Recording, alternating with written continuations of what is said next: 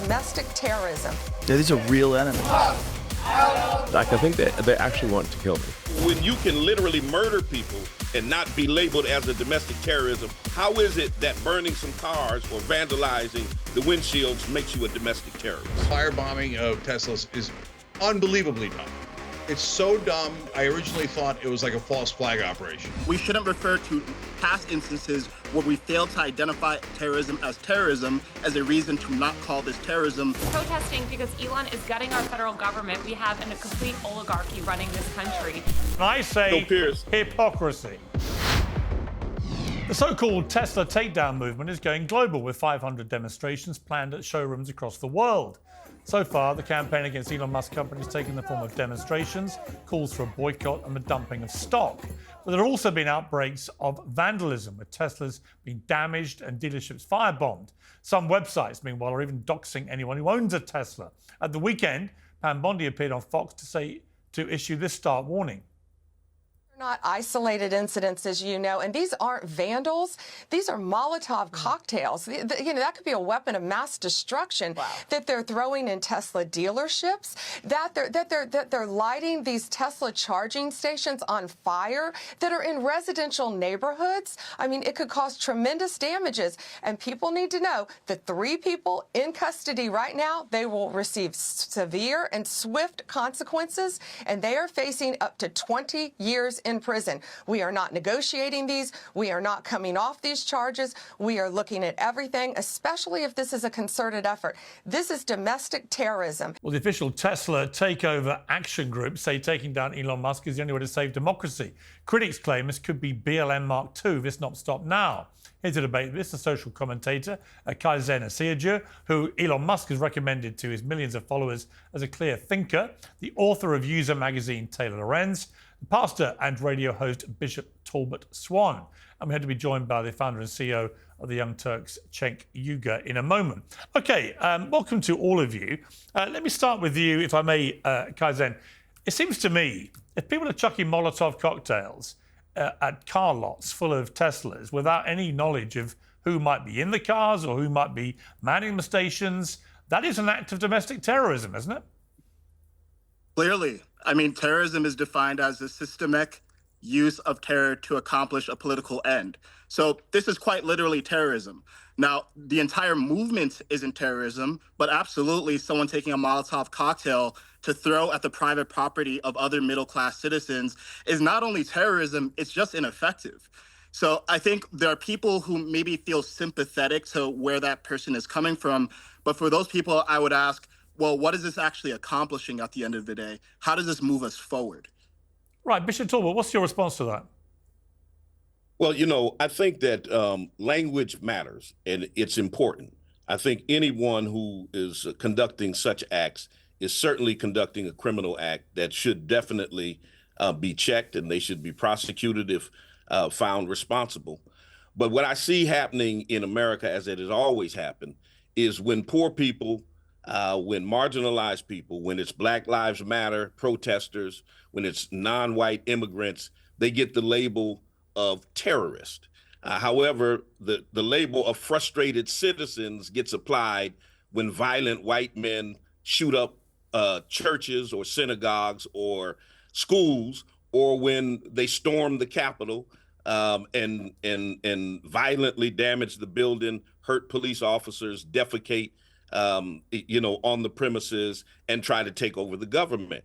And so I'm not against people criticizing these acts of criminal activity. What I am against is the blatant double standard by law enforcement coming out from the gate without doing an investigation or anything and calling it domestic terrorism from the very gate. They didn't call what Timothy McVeigh did domestic terrorism. They didn't call what Dylan Roof did when he murdered 9 people in a church domestic terrorism. When Robert Bowers was the mass murderer at the Tree of Life Synagogue, they didn't call him a domestic terrorist.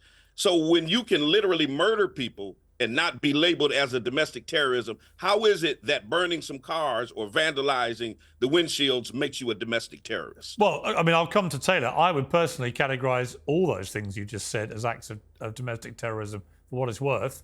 And I think I did at the time. Taylor, I mean, look, on a wider point here about Elon Musk, he was the liberal darling. People like you would, I don't know, but I'm guessing, would have been drooling over Musk, a genius, bestriding the world like a liberal colossus, putting all the world to rights with his green energy, his SpaceX and so on. Now he's the most hated man in the liberal world, even more hated than Donald Trump to liberals. What has happened here? Yeah, well, first, I just want to clarify that I am absolutely not a liberal. But yeah, really? you know, how would you categorize yourself? Independent, politically independent. Really? You're not to the right, though, are you? I mean, I think I agree with the right on certain issues. I mean, when they talk about free speech, I wish they would live up to those ideals, but I certainly believe in, you know, limited government intervention in speech. But to get back to your question, you know, I think it's interesting because Musk really used Tesla to appeal to this liberal audience. As you mentioned, he was a liberal darling. Right. Obama loved him, right? This is what got him all of his praise. And I think a lot of people now, liberal Tesla owners especially, feel betrayed. I mean, I live in LA and it's hard to see a Tesla without one of those bumper stickers. You know, I bought this before Elon went crazy. And I think it speaks to Elon's political pivot as well. Because let's not forget, just a couple years ago, Elon was tweeting, I believe in 2018 or 2019, you know, if you don't support LGBTQ people, don't buy a Tesla, right? He was leaning into that liberal ideology. Did you support him then? Did you like him then? I mean, I'm not a huge fan of any billionaire, to be honest. And Elon Musk has been a billionaire for years. But I do think it's notable how his billionaire status has changed with the rise of Tesla. And that's what this movement's about, right? Back in 2011, 2012, Elon Musk only had $2 billion. Massive amount of money, right? But nothing compared to the over $400 billion that he amassed back in December 2024. That was his current net worth. So I think it speaks to his political power, right? And the checks and balances. And the reason you're seeing people throw these Molotov cocktails, which I believe is not remotely anything that's happening in sort of any widespread fashion, but it's because they feel like they have no accountability. They feel like they can't work within the system, so they're going to work outside the system to get some sense of justice so that this billionaire can't just run rampant, dismantling our government with impunity. But here's the deal. Look, he went on Joe Rogan a couple of weeks ago, and he said this. I mean, I don't know. It's pretty stressful, actually. Yeah, these are real enemies. Like, I think they actually want to kill me. And the reason I know this, well, they say so online. You know, there's like Reddit forums where they don't just want to kill me, they want to desecrate my corpse. I mean, don't just want to kill him, Taylor. They want to desecrate his corpse. That's how he feels. Welcome to the internet. I read stuff like that about myself all day. I mean, really? it's reality. Yes, Piers, well, people it's reality. want to kill you and desecrate your corpse. I read that every single day. And not just that, horrible graphic threats. Unfortunately, that's the internet. And if you challenge power, that is what you are going to be faced with every day, especially if you're a woman or a marginalized person. And, you know, I don't like it, but that is the reality. Now, it's good to see that Elon is at least acknowledging that, you know, people are angry with him. That's something that we haven't seen before. He normally just rants and goes into denialism and sort of refuses to even acknowledge the pushback. Piers Morgan Uncensored is now proudly independent. If you like the show, we ask for only one thing. Subscribe on YouTube and follow Piers Morgan Uncensored on Spotify and Apple Podcasts. Now let's get straight to the point. Support for today's show comes from a business focused on a critical issue: prosperity. US national debt is at crisis levels. Inflation has made life more expensive for everybody, and the stock market is precarious. It's enough to make anyone's financial future feel grim. So what is the solution? Well, a simple one is to opt out of the chaos and invest in something solid and reliable: physical gold and silver. And there's only one name you need to remember: American Hartford Gold. This company has earned the trust of thousands of customers with an A+ rating from the Better Business Bureau and glowing reviews you can see for yourself. They offer an incredible range of gold and silver bars and coins that can be delivered directly to your door, or they'll help you set them up in a tax-advantaged gold IRA. First-class customer service makes the whole process simple, secure, and straightforward. American Hartford Gold is committed to getting the truth out there and giving you peace of mind in uncertain times. And if that wasn't enough, you'll get up to $15,000 worth of free silver when you make your first purchase and mention my name, Piers. So make the smart move. Call 866-692-2474 or text Piers, that's P-I-E-R-S, to 65532. That's 866-692-2474 or text Piers to 65532. All the details are in the description. Now on with the show. Okay, Kaizen, I mean, I find it fascinating that Musk has gone on this big Damascene conversion to Trump, but a lot of his personal positions haven't changed. It's not like he's become a conservative Republican in terms of the way he views the world. I don't think that's happened at all. He's got the same views that he had about pretty much all of the social issues out there, except he now backs Trump full on. But in terms of, well, you're shaking your head, Taylor, but in terms of his view of the gay community, in terms of his views of green energy, in terms of his views of climate change, all these things. Yeah, but he hasn't changed his mind about those things, has he? Yes, he has. Yes, he radically has changed his mind towards his views about on the which gay one community. of those things? Green energy? No. LGBTQ community? No. Yes, absolutely. How? What are you talking about? He went from supporting LGBTQ DEI initiatives at Tesla to now trying to dismantle DEI and disown his trans daughter. So he has radically changed his views. He started back in 2021. Falling out with his trans daughter doesn't mean he's transphobic, does it?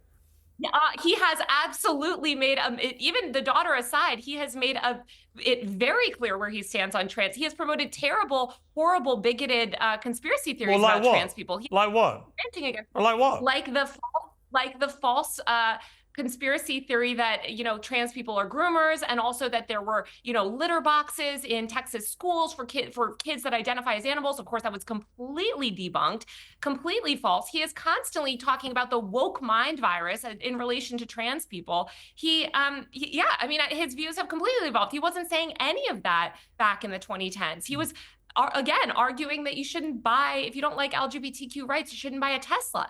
That's a massive departure and a massive evolution. And by the way, he's admitted this evolution, right? This is somebody that came out as conservative, that was talking about, in 2022, when he announced that he was voting Republican, was talking about how, he's evolved his political beliefs. All right, we've been joined by Cenk Uygur. Cenk, thank you so much for joining us. Really appreciate you coming on. You're a last-minute call-up, but no less important than you normally are. Always a valued member of our punditry team. Let's just ask you, Cenk, where you sit on this idea that the firebombing of Teslas constitutes domestic terrorism. Do you think it does? No.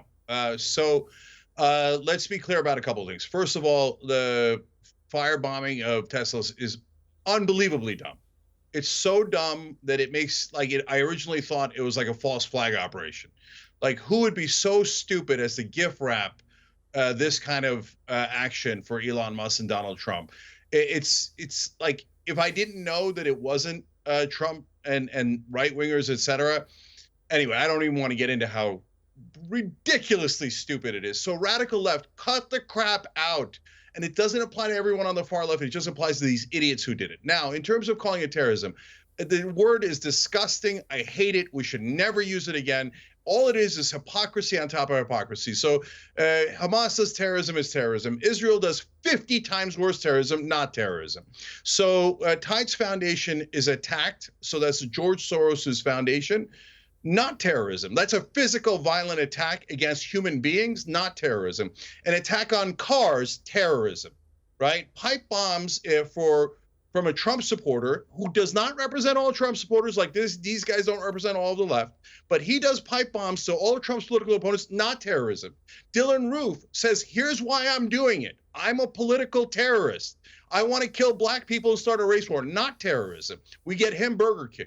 But you attack cars, terrorism.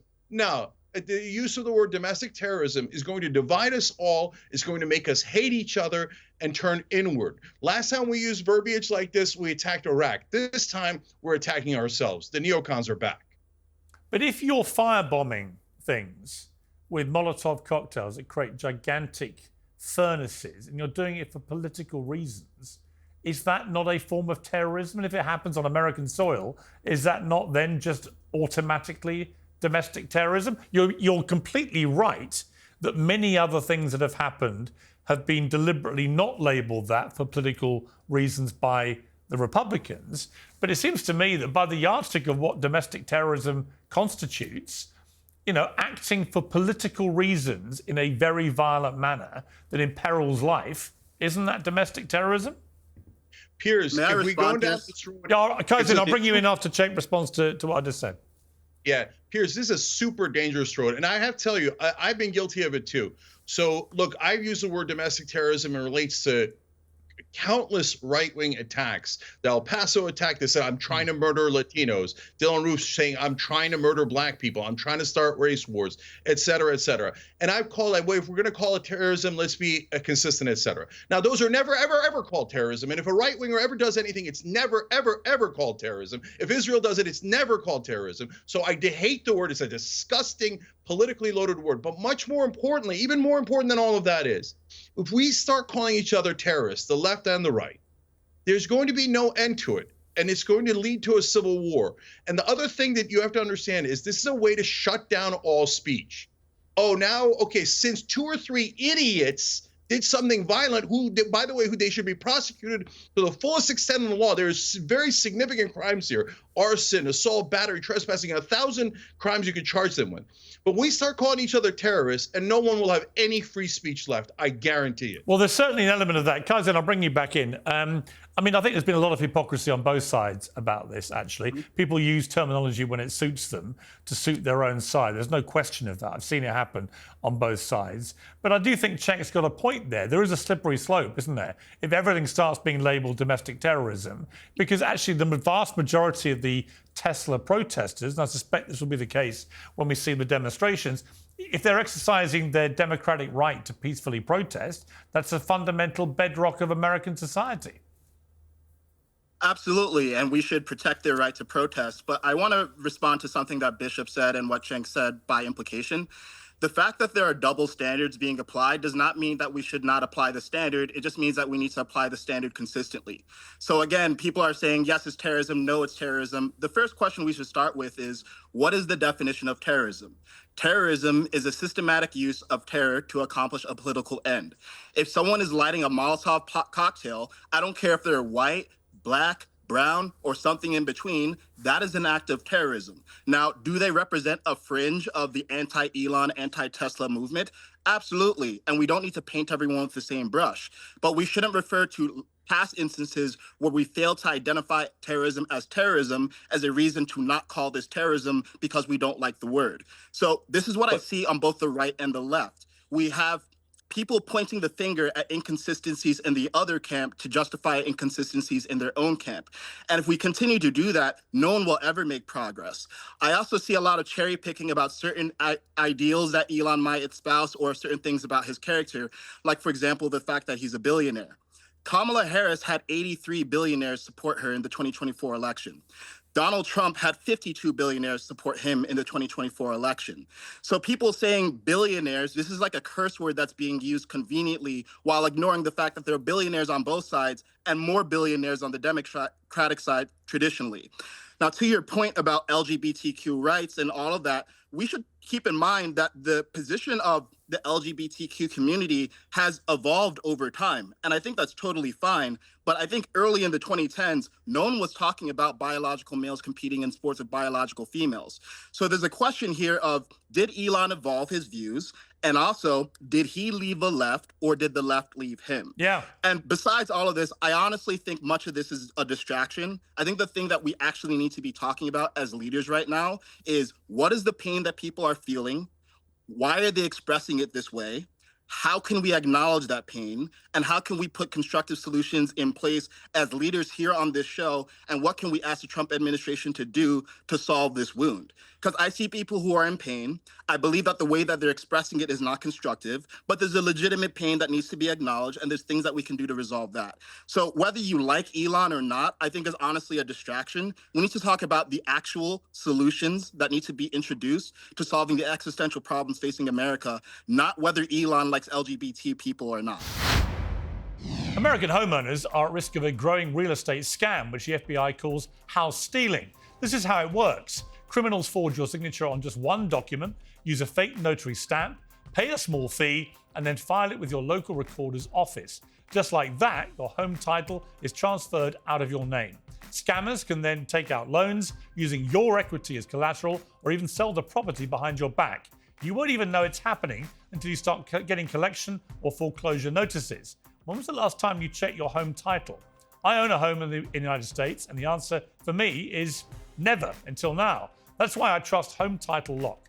Their $1 million triple lock protection helps keep your home and equity safe. Here's what you get: immediate 24/7 monitoring of your property, urgent alerts if there are any changes, and if fraud does happen, their US-based restoration team will spend up to $1 million to fix the fraud and restore your title at no additional cost. I've teamed up with Home Title Lock to give you a free title history report so you can find out if you're already a victim and get access to your personal title expert, a $250 value just for signing up. Go to HometitleLock.com and use the promo code PEERS, or just click on the link in the description.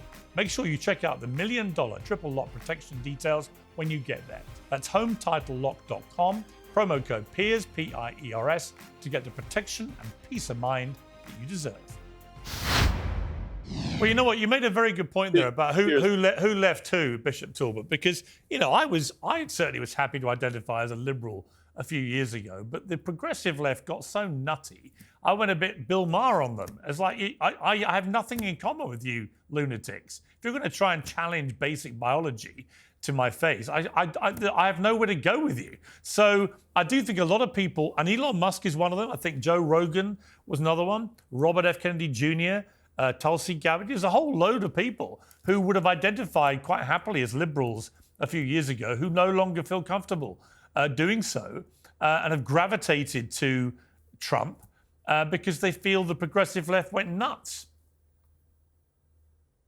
Piers, I think we can't ignore the basic hypocrisy. That's not a Democrat versus a Republican thing. It's not a left versus a right thing.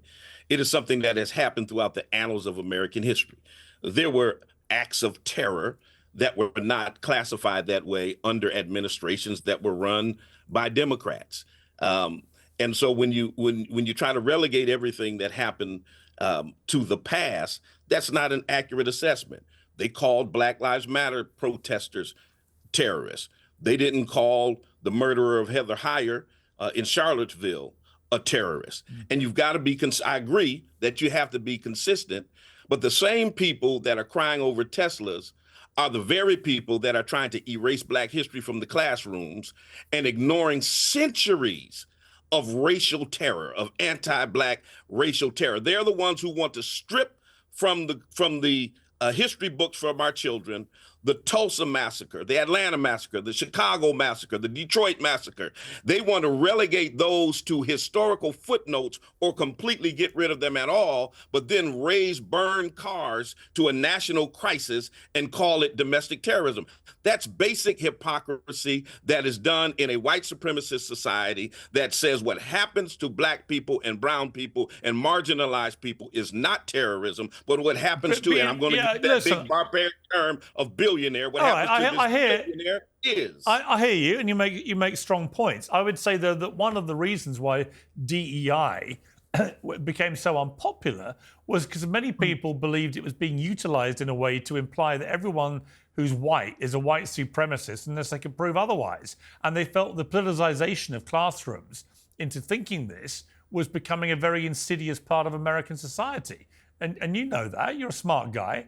And I just think that it's too easy to dismiss it as nobody cares about Black history or Black. Of course they do. But at the same time, I've got 4 kids. Do they show that by erasing it? Well, are you erasing it, or are you just removing this presumption that everyone is a white supremacist who's white until they prove otherwise? Okay, Kaizen, you come in. You were shaking your head. So if you say, Piers, let me to push at your point. So if you stand up and you say that any institution of higher learning or any school system that is teaching Black history, we're going to withhold federal funds from those institutions. We're going to fine HBCUs up to the amount of their endowments and then allocate those funds and give them to white families who have been so-called discriminated against. And by the way, DEI, the biggest beneficiary of DEI were white women. DEI included veterans. DEI included LGBTQ. But for the purpose of the far right, DEI was a code word for black folks, which is what galvanized them against DEI in the first place. It's what galvanized them against woke. It's what galvanized them against CRT as well. All right, let me bring in Kaizen, because you were shaking your head through a lot of what you were hearing there. Yeah, so the first thing I'd wonder is, why are we talking about race at all? First of all, the guy who threw the Molotov cocktail was white, and he's being treated like a terrorist, not because of the color of his skin, because of what he did.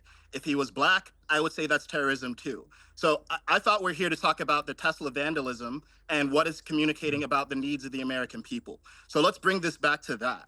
What's happening is that America is in decline. We have nearly $37 trillion of debt. We have a $2 trillion deficit. We are spiraling into bankruptcy. Someone needed to get a handle on that. We've tried multiple times over the last 25 years across administrations to bring efficiency to the government. With the exception of Bill Clinton, who saved maybe $130 billion, it's been abject failures. In 2011, Obama had Biden staff a committee to try to save billions of dollars when we actually need to save trillions, and they failed. So now a new approach is being tried. It's bringing in someone who has a proven track record of making efficient organizations in Elon Musk. So that's the thesis for why he's involved in government right now. There's many people who don't like that. I totally understand why. The idea of an unelected billionaire is it's anathema to a lot of people. I get that. But my question for a lot of the Tesla protesters is, what is your alternative solution for solving this incoming debt crisis? What is your alternative solution for getting America to a place where middle-class people can afford homes? 1 in 5 millennials, my generation, think they will never be able to afford a home. So hold on, I'm not done yet, Taylor. When I am done, then you can speak. But please let me finish my point for now. So Bishop Swan, I very much care about Black people as a Black person myself. I think there's a massive distortion of what the Trump administration is doing with regard to race. But this is not a conversation about race, because if we enter an inflationary debt spiral, whether you're Black, brown, yellow, or anything in between, we are all going to be in a bad situation. So there's people on the left who are saying, when your hey, they don't like that Elon cut back, 62,000 when your federal administration jobs. I totally understand that. But the question is, how do you get efficient government without cutting jobs? How do you get efficient government without reducing costs? So I don't know why we're talking about race. I don't know why we're talking about these issues right now. We need to zoom out and talk about what's important and affects us all, irrespective of race or gender identity. So when an administration comes into office and immediately signs executive orders abolishing 60 years of civil rights gains, from the gate, how can you say that has nothing at all to do with race? When they come in off the gate and they start getting rid of, they start abolishing Black history and threatening educational institutions that teach Black history. How do you say that is not about race? When they come in off the gate and 2 people that they fire from the Joint Chiefs of Staff is a woman and a Black man. How do you say that's not about race? When they come in and they start talking about everything is going to be based on meritocracy, and then just about everybody they hire in their administration is unqualified for the positions that they hold, and they're all white men. How do you say that's not about race? I agree with you that the people are in pain and the people that are hurting, but I suggest to you that the public response to Elon Musk, to Tesla, is not random. It's a reaction to real harm, workers losing health care, civil rights rollback, DEI elimination, educational whitewashing. And so when justice is denied, people don't remain silent. They resist. It means they want to be heard. MLK said the riot is the language of the unheard. As you were talking, I'm happy to answer that question. Hang on one second. Hang on. As you were talking there, Bishop Talbert Swan, I just want to, I don't know if you're even aware of this, but as you were coming into this debate, you had, a few hours ago today, you posted a clip that was doing the rounds on the internet of apparently J.D. Vance criticizing Elon Musk. And I'm going to play a little bit of it now. He's doing is getting criticized criticized in the media, and he says that he's helping, and he's not. He's making us look bad. He's making me look bad. And I'll tell you this, and he wouldn't like it if I said it, but he's not even immigrant. He is from South Africa, and he's cosplaying as this great American leader in a room that has the portraits of some of the greatest men that ever led this country. And he has the audacity to act like he is an elected official. I am an elected official. I am the important one in this situation, not him. So if he wants to tank the economy and his cars, maybe that's what he deserves. Now, that obviously on the face of it was explosive. That's the vice president personally lacerating Elon Musk. And you posted this and said he's not even an American, he's from South Africa. He's cosplaying as this great American leader. You said Vice President Vance and Elon Musk, the infighting is in full swing, happy Monday. Now, Vance has replied while this debate's been going on. It's a fake AI-generated clip. I'm not surprised this guy doesn't have the intelligence to recognize this fact, but I wonder if he has the integrity to delete it now that he knows it's false. If not, it could be defamation. I guess we'll find out. So the vice president appears to be threatening to sue you, Bishop Talbert Swan. What is your response? My response is bring it. So, you know, there are conflicting stories out there. There's some that are saying this is AI generated. Of course, his office is saying that. Then there are some who are saying this is authentic. But the bottom line for me is when you see that going, and once again, this is the administration. Are you saying he's lying? I'm not going to take their word for it. Let me put it like that. So you are saying the vice president of the United States is lying? This is the same administration that said black people were eating cats. Okay, but just to be clear, when JD Vance has now posted to his X account, it's a fake AI generated clip. When he says that, you don't believe him. I'm saying I don't take him at his word. JD Vance also said black folks were eating dogs. So his word doesn't mean much to me. Okay. And if it turns out you're wrong, when a more credible source if it turns out you're wrong, then I'll believe it. But Bishop Talbert Swan, if it turns out you're wrong, will you delete it? Absolutely. Absolutely. I have no problem deleting it if it turns out I'm wrong, but I'm not taking the word of an administration that lies for breakfast, lunch, and dinner. Okay. Cenk, I want to ask you this on a bigger picture. At some point, if Tesla stock keeps tanking, and the global campaign to take down Tesla because they don't like Elon Musk continues at the rate that it's going and becomes a real existential threat to one of his biggest companies, at what point does Elon Musk give up his political career? You know, get out of the White House, get out of Mar-a-Lago, get away from Donald Trump and come and save his businesses? Yeah, I don't really care about his businesses at all. In fact, the number one thing I want is the government to stop subsidizing his businesses. So all this theoretical cutting from Doge, did it cut a single corporate subsidy, whether it's for Tesla, SpaceX, et cetera, or just any other giant corporation? No, the corporations are thrilled with what Trump's doing. Trump's now become a Trojan horse, pretending to be a populist and unleashing these tech corporate CEOs on us who are not touching a single corporate subsidy. And to what the brother said earlier, he's like, well, so, you know, we need to try this approach. Okay, I would love to try the approach of cutting. I suggested cutting the defense. Have they done that? No, they did the exact opposite. Their budget added $100 billion. So are we dealing in the fact-based world? And you're talking about the deficit and the debt. I agree with you, man. So when the right or the left says, oh, the debt doesn't matter, it drives me crazy. No, it does matter. It's a matter of economics, right? And so what are they doing? Trump is proposing a $4.5 trillion tax cut for the richest people in the world and for corporations. What does that do to the debt? I can do math. It adds $4.5 trillion to the debt. So why are we giving a giant corporate giveaway of an unbelievable amount of money?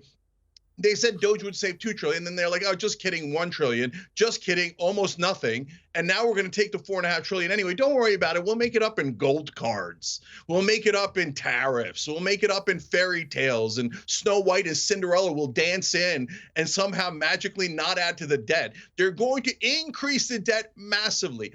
And to what Bishop said, listen, do not conflate the great anger of the American people and the frustration with these billionaire donors on both the left and the right, the Democratic Party and the right and the Republican Party, with what a bunch of idiot radicals are doing in lighting Teslas on fire. Because if you conflate those two things, then it feeds into the right-wing narrative. And Piers, the most important thing out of all this entire discussion is words like domestic terrorism, now Pam Bondi with the mental use of the word weapons or phrase, weapons of mass destruction, and this talk of defamation, billionaires, Trump and Elon Musk suing anyone who criticizes them.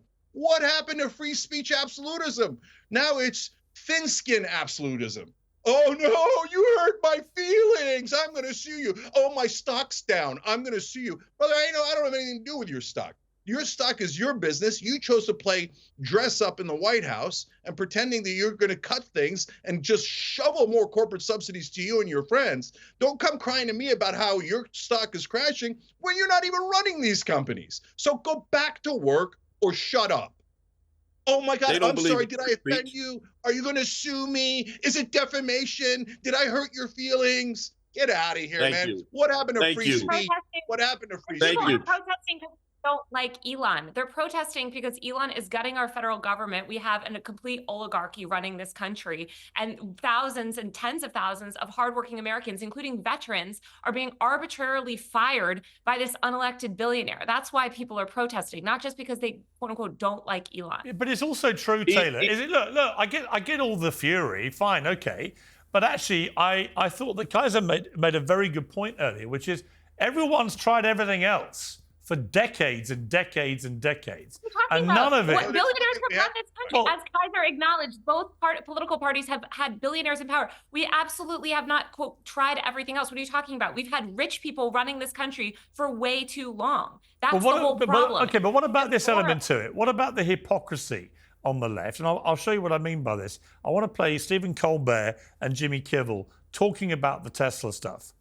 I find it interesting that there's a growing trend of cyber trucks being vandalized and used as skate ramps or covered in garbage. Interesting. That's interesting. To be fair, that might not be vandalism. That might just be a simple mistake because they do look a lot like a dumpster. Tesla stock is way down, almost disastrously so. People, please don't vandalize. Don't ever vandalize Tesla vehicles. And so,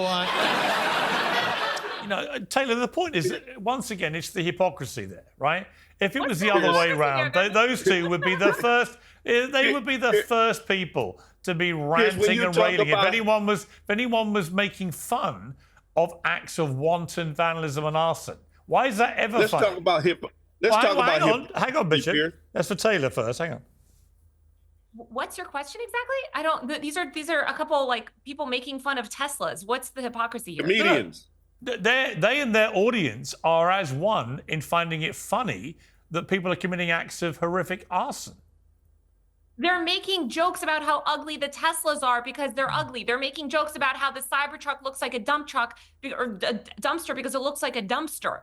That's not like, and again, it's so absurd that this entire panel, you guys have conflated a peaceful protest movement with the actions of one or two, random people who did threw a Molotov cocktail. This is a peaceful protest movement that has been taking, place across the country. It's going to take place at 500 Tesla dealerships. But I'm looking at clips every day, not only of people chucking Molotov cocktails, but spitting and keying Teslas, committing just endless acts of vandalism and violence, putting swastikas on them, comparing them to Nazis and so on. And I'm just like, again, this is supposed to be the caring, sharing, good people, the liberals, and you're all cheering. You're all cheering this nonsense. Kaizen, I wish the same. Given Kaizen's put his hand up politely, he may speak first. Kaizen. Yeah, we got to find a way to talk better, guys, because this is not good. And this is actually an example. This is a microcosm of the bigger issue with civil discourse in this country. So, Taylor, I agree with you that this is a fringe that is not representative of a whole. And I said that earlier, and I'll say it again. Both the left and the right have fringes that need to be called out and condemned, and the core needs to distance themselves from that fringe. I think what Piers is saying is that when you have people clapping on multiple late night comedy shows about Tesla's getting vandalized, it's indicative of a zeitgeist that is sympathetic to hostile acts of aggression toward people who are middle-class citizens who are having their private property be vandalized. Yes. But again, I actually want to move off of this point and focus. Taylor, please, my hand was up. Freddie, please, can I talk? Okay, so I just want to finish and then I'll hear you out. I have not interrupted you either. So I think the bigger thing we need to focus on, and I think Taylor made a good point, is the influence of billionaires in this country historically. If people want to say that there's an oligarchy now, I would say that there's always been an oligarchy. We're just seeing one of the billionaires transparently engaging with government, which I actually find personally refreshing, that at least I know who it is this time and I can examine from first principles, do I like what he's doing or not? So let me articulate what I see from based on what Howard Lutnick and Scott Bessent and other members of Trump's team have said is their strategy. They want to raise $1 trillion to cut the deficit by tariffs, this Trump gold card, and reshoring manufacturing in the United States. They want to remove $1 trillion of spending through DOGE, and that's overall their plan to get the deficit intact, to make sure that we're not entering this situation where all social services and healthcare are going to be cut for everyone. So if people don't like that plan on this panel, I would like to hear the alternative plan, because for the last 25 years, we've tried the bureaucratic means. We've tried working within the system. We have not made progress, and we are in an emergency scenario right now. Okay. So Bishop Swan, I think there's genuine grievances on some of the way the Trump team has messaged around DEI. Okay, we've got to bring everybody in because we're wrapping up. But I saw Cenk very unusually raising his own hand, asking for permission to speak. I like this. I like this new development. It's a whole new thing, Kaizen, entirely down to you. So, Cenk, given the unprecedented nature of your polite request to speak, I'll return the floor to you. Yeah. So Kaiser keeps saying, "Hey, we've tried everything. Why don't we try this?"